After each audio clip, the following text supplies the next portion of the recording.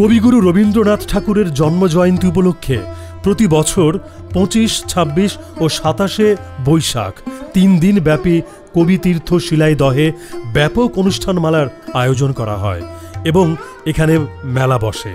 দেশ বিদেশ থেকে বহু লোকের সমাবেশ ঘটে। 3 দিনের অনুষ্ঠানের মধ্যে থাকে আলোচনা, সেমিনার, কবিতা আবৃত্তি, নাটক, নৃত্য, গীতিনাট্য এবং সঙ্গীতানুষ্ঠান। 25শে বৈশাখ ফিরে এলেই প্রতি বছর প্রকৃতির রুদ্রতার সাথে মানব জীবনের সহজাত নৈকট্য প্রাপ্তির সঙ্গতি খুঁজতে গিয়ে একটি স্মরণীয় দিবস আমাদের মানসপটে ভেসে ওঠে। তা হল রবীন্দ্রনাথের জন্মবার্ষিকী।